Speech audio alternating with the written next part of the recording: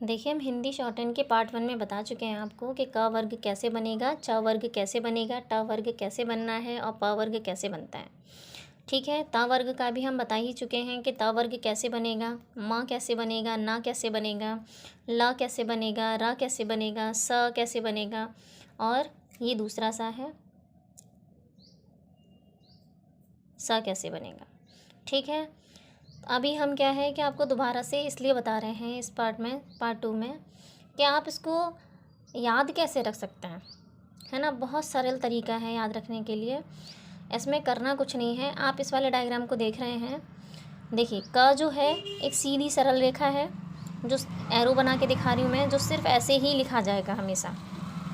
ये कभी उल्टा नहीं, ऐसे नहीं लिखा जाएगा, ये नहीं लिखा जाएगा। ठीक है, हमेशा क ऐसे ही लिखा जाएगा। जो च वर्ग है, च वर्ग हमेशा ऊपर से नीचे की तरफ ही लिखा जाएगा। ट वर्ग भी हमेशा ऊपर से नीचे की तरफ ही लिखा जाएगा। प वर्ग भी हमेशा ऊपर से नीचे की तरफ ही लिखा जाएगा। ये कभी भी पूरी शॉर्ट हैंड में कहीं भी उल्टा नहीं लिखा जाएगा। जैसे मैंने एरो बनाया है, सिर्फ ऐसे ही लिखा जाएगा। ठीक है, अब जैसे कि ता वर्ग मैंने बताया था, ता दो तरीके से बना सकते हैं, एक ये वाला कर्व ऐसे और दूसरा ये वाला। ठीक है, ये दोनों तरह से ही बना सकते हैं। ता वर्ग में क्या है, लाइट करके अगर हम इस तरह से बनाएंगे, देखिए ये मैंने सर्कल बनाया है, ये इस चारों चीज़ों को अलग अलग डिफ्रेंशिएट करता है। ये जो है इधर वाला, ये वाला कर्व, ये दोनों ता हैं। ठीक है, अगर हम इसको लाइट करेंगे तो ये ता बनेगा। लाइट करके अगर हम इनको काट देंगे, जैसे हमने ये लाइट किया, ये दोनों ता हैं। अब इसी लाइट को अगर हम दोनों को लिख के काट देंगे तो ये था बन जाएगा।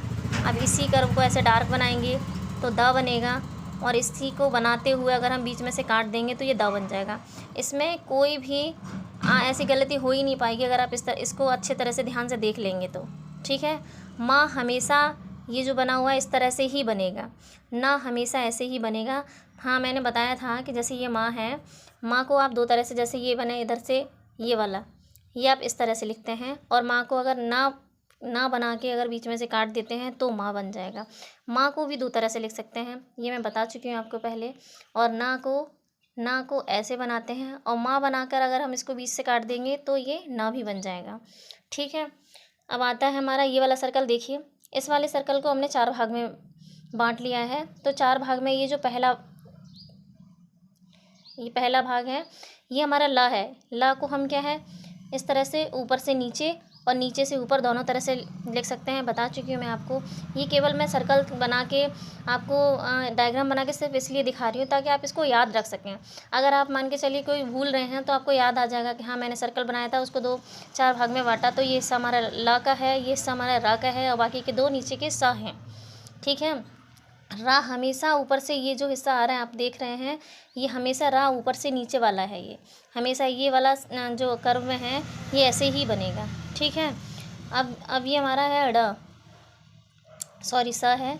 सा देखिए ये इस तरह से है, सा को हम इस तरह से भी बना सकते हैं और इस तरह से भी बना सकते हैं। ये दोनों ही सा कहे जाएंगे हर कंडीशन में। होता है क्या है कि जब कोई शब्द लिखा हुआ है तो वो तो हम पहचान ही लेंगे। जैसे बारिश लिखा हुआ है तो कौन सा सा आएगा। ठीक है, षटकोण लिखा हुआ है तो कौन सा सा आएगा, शलजम लिखा हुआ है तो कौन सा सा आएगा, ये आप हिंदी में उसके अनुसार पहचान लेंगे। ठीक है, कि हमें ये लिखना कैसे है, लिखा क्या हुआ है।